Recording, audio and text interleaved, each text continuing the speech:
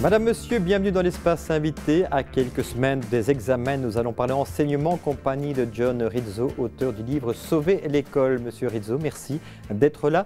Vous êtes Bonjour. instituteur, mais vous avez un parcours un petit peu atypique. Alors, en quelques mots, comment est-ce qu'on pourrait le résumer? Vous étiez informaticien, mais avec toujours ce souci de formation, d'enseignement. Tout à fait. Donc j'ai enseigné toute ma vie.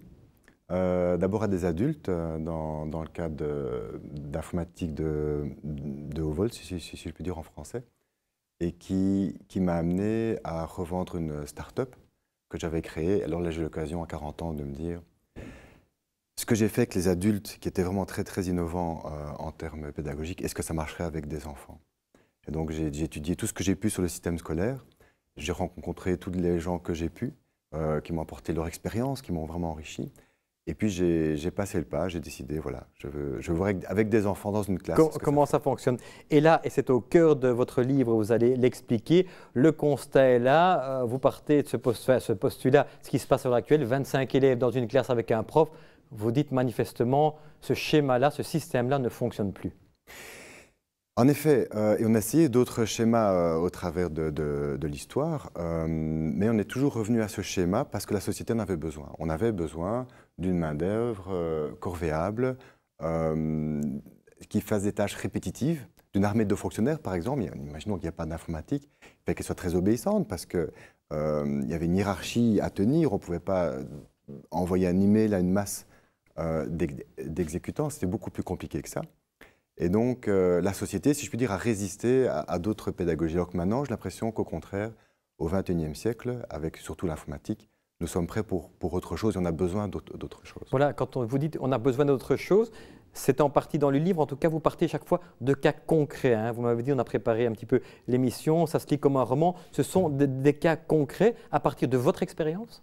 C'est ça, c'est-à-dire que je pars de ma première interrogation, je reçois des CV en tant que patron pour recruter. Je vois que ça ne va, je constate que comme d'habitude, ça ne va pas. Je me demande quel est le problème. Et puis au cheminement des chapitres, j'atterris dans une classe de demandeurs d'emploi pour les former pendant 6 mois. Donc je les accompagne. J'apprends beaucoup de choses. Et puis je saute le pas pour voir avec les enfants. Donc c'est comme une enquête. Je découvre au fur et à mesure. Je vois une situation. Par exemple, je constate que le plus rapide de la classe, systématiquement, qu'il ait 6 ou 66 ans, il va 3 fois plus vite que le plus lent. Qu'est-ce que vous faites avec ça? Vous continuez à faire des explications collectives qui les obligent à tous écouter la même vitesse? Alors que forcément, le plus rapide va apprendre à s'ennuyer, le plus lent va peut-être courir et apprendre à détester l'école. Et donc, je mets en place des solutions out of the box, si on peut dire.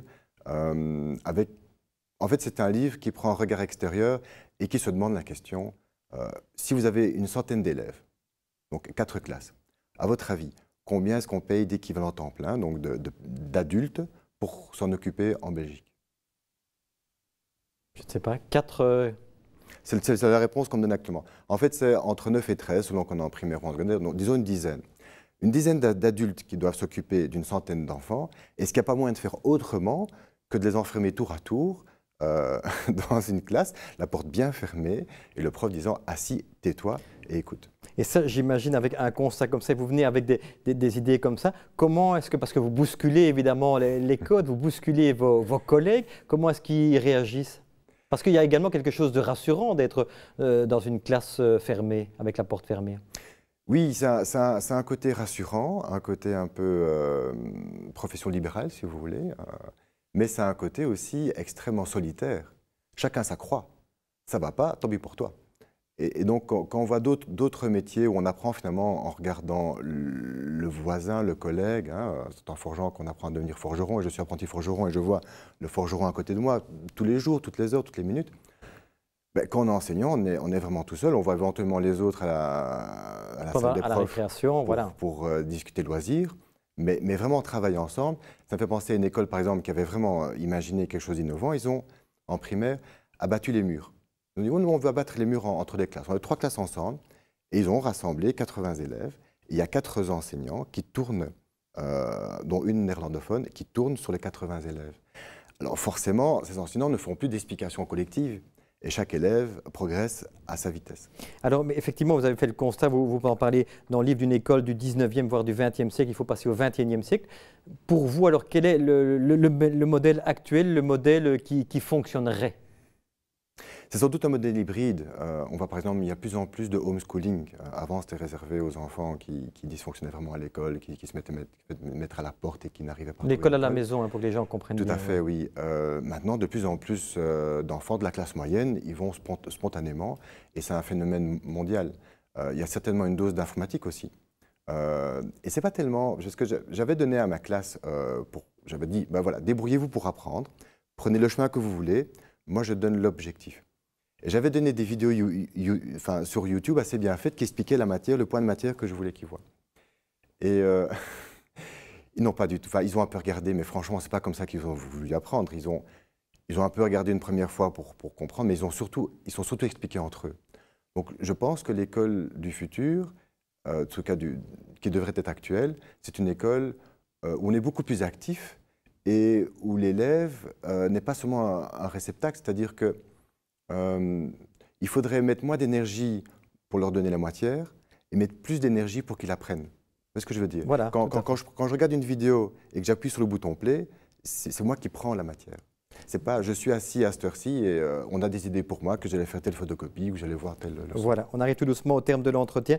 J'ai encore une dernière question. Sauver l'école, c'est avec un point d'interrogation. Alors pourquoi? Qu'est-ce qui se cache derrière ce point d'interrogation? Au départ, déjà, toutes les écoles sont différentes, donc il n'y a pas de réponse unique. Ensuite, est-ce que l'école a besoin d'être sauvée? Pas forcément le cas partout. Parfois, oui, c'est vraiment dramatique. On voit dans certains chapitres, on voit des cas vraiment très interpellants vécus. Et ensuite, on peut se demander, est-ce qu'on a envie de sauver cette école-là ou est-ce qu'il vaut mieux abréger son agonie pour refaire autre chose? Ou est-ce qu'elle arrivera à se transformer? Donc, ce sont des questions auxquelles je n'ai pas vraiment de réponse parce que les écoles sont très diverses. Mais je pense que le but du livre, c'est d'essayer de donner un regard extérieur pour qu'on se pose des questions disruptives du style, pas du style, est-ce que je mets 25 ou 26 élèves par classe? Ça, c'est pas du tout remettre en question le modèle. Voilà, merci en tout cas, John Rizzo, d'être venu sur ce plateau. On rappelle, vous êtes l'auteur de Sauver l'école, point d'interrogation, aux éditions Caire. Merci de nous avoir suivis. Au revoir, à très bientôt. Merci à vous.